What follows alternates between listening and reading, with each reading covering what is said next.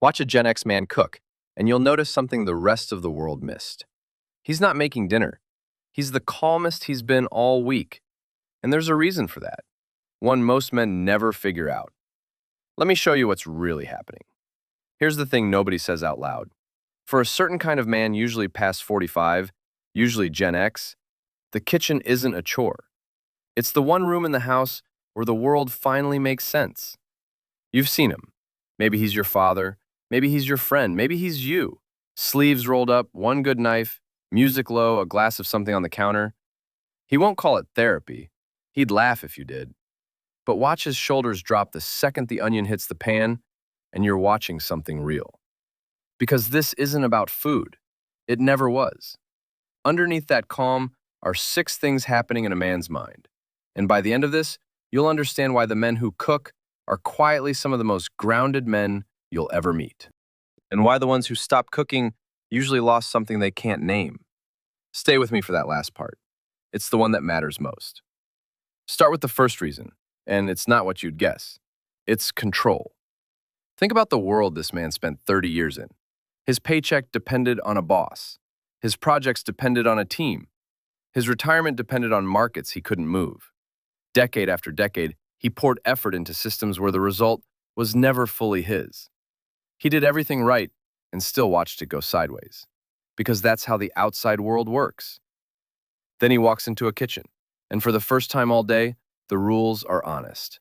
Salt the water, the pasta seasons. Rest the steak, it stays juicy.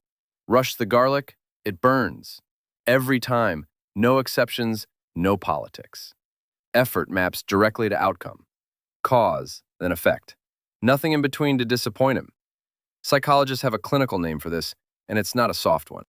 When people slide into low moods, one of the most effective treatments isn't talking, it's doing. A concrete task with a beginning, a middle, and a finished result you can see. They call it behavioral activation, and it's frontline treatment for depression. A man who cooks dinner is running that protocol on himself every single night without knowing it. He can't fix the economy. He can't fix his back or the guys who stopped calling. But he can make one genuinely perfect roast chicken. And in a life full of systems that don't answer to him, that plate is proof that his hands still turn effort into results. That's not small. For a man, that's everything. Which leads straight into the second reason. And this one is chemical. Ask a man like this why he cooks and he'll shrug. It relaxes me. He's underselling it. What actually happens in that kitchen is one of the most studied mental states in all of psychology. Watch him chop an onion. The rhythm of the knife, the narrow focus. The way the rest of the world goes quiet because there's a blade near his fingers and the task demands every scrap of attention. That state has a name: flow. Complete absorption in a task hard enough to grip you, but not hard enough to break you. And here's the part that should stop you.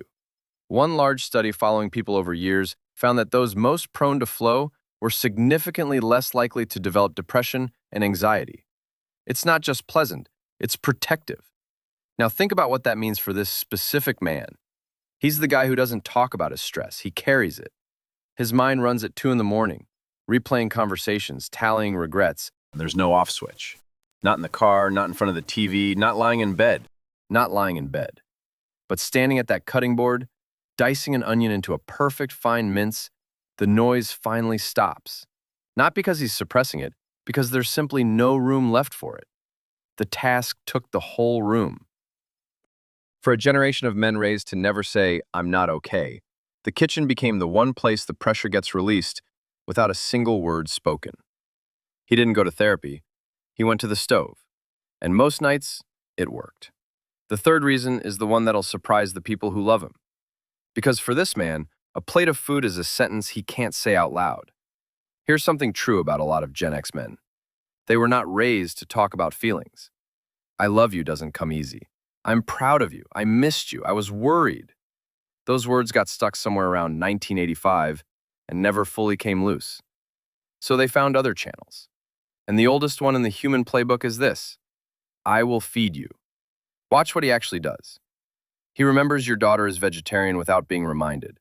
He makes the ribs the way your late grandfather liked them. He sends you home with containers you didn't ask for and won't take no for an answer. That's not about the food. Every one of those plates is a word he can't say. I notice you. I remember. I've got you. Anthropologists will tell you that feeding people is one of the most ancient acts of care in our entire species. Older than language, older than money, and a man who has never handed the vocabulary for tenderness will reach for the one language that never needed words. When he cooks for you, he is telling you he loves you. He's just using the only dialect he ever trusted. And here's the quiet tragedy in it. His family often doesn't hear it. They see a guy who likes to cook. They don't realize he's been saying the most important thing in his heart at every holiday for 30 years in the only way he knows how. The fourth reason lives in the nose, and it explains why he cooks the old dishes long after everyone's stopped asking for them. Of all your senses, smell is wired differently. Sight and sound take the long road through the brain, but smell plugs almost directly into the two regions that handle memory and emotion. That's why a single scent can drop you 30 years into the past faster than any photograph ever could. So when this man simmers the sauce his mother made, he isn't just making dinner.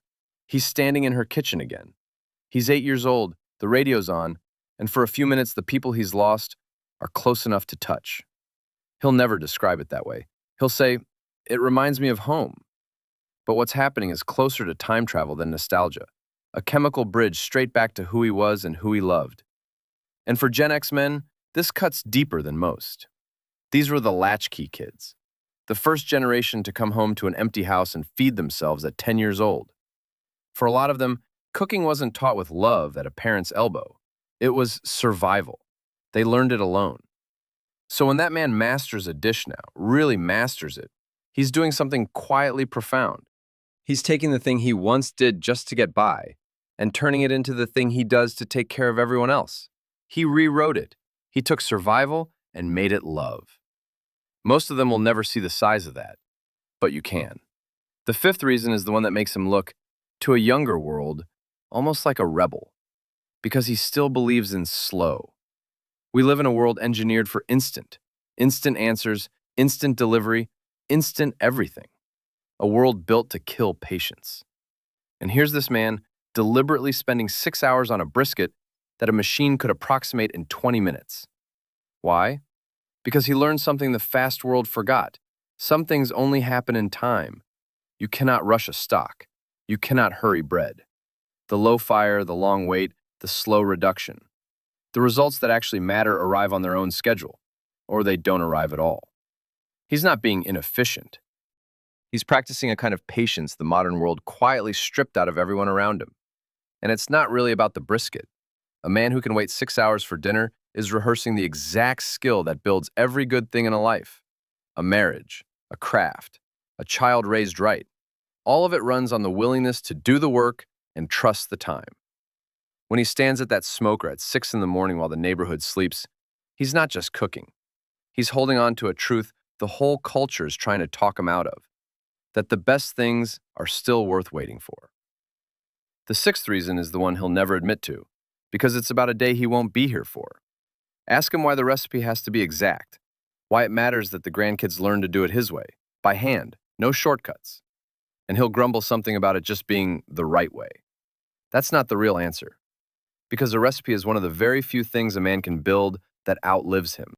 He knows, somewhere quiet, that the house gets sold, the car gets scrapped, the job title is forgotten inside a year. But the way he does the sauce, the exact order, the pinch of this, the 20 extra minutes everyone says are unnecessary, that can live in his daughter's hands and then in hers for 100 years after he's gone. It's the closest thing to immortality a regular man ever gets. So when he stands at the counter making a kid help him, no, slower, feel it, that's how you know. He's not being particular. He's making a copy of himself that death can't reach. He's downloading 30 years of small corrections into someone young enough to carry it forward. Every family that has Grandpa's recipe has, without realizing it, a piece of a man's actual mind still running, still feeding people, decades after the man himself is gone. And this is why it wounds him more than he'll show when nobody wants to learn it. When the kids are too busy, when everyone would rather order in, what he hears isn't, "We're busy." What he hears is that the one thing he built to outlast him is going to die with him. He'll never say that out loud. He'll just quietly stop making it. But if you've got a man like this, and you ask him to teach you, really teach you, you're not learning a recipe. You're telling him the most important thing he ever needs to hear, that a part of him gets to keep going, that he mattered enough to carry. Now the part I told you to wait for. Because the same thing that heals this man can quietly trap him. The kitchen is control, calm, and love, with no words required. And for a man who struggles to connect any other way, that can slowly become a place to hide. Cooking for people is connection. Cooking to avoid them is a beautiful cage. The tell is simple. Does the food pull people toward him? Or does it become the wall he stands behind so he never has to say the harder things out loud? The healthiest version of this man uses the plate as a bridge, a way to gather everyone at the table and, for one evening, be fully there. The lonely version uses it as a shield. Same knife, same stove, completely different life. If there's a man like this in your world, the kindest thing you can do isn't to praise the meal. It's to sit with him in that kitchen while he makes it. That's where he actually lives. So the next time you watch a Gen X man cook, look again. That's not a guy who likes food. That's a man running his own therapy, speaking a language he was never taught, traveling back to people he's lost, and quietly refusing to let the fast world make him forget what patience feels like. All of it, without saying a single word. If there's a man like that in your life, go sit in his kitchen tonight. You'll never see it the same way again. And if you want to understand the deeper thing driving all of this, why men like him learned to handle everything alone in the first place, that video's on your screen right now. It's the other half of the story. I'll see you there.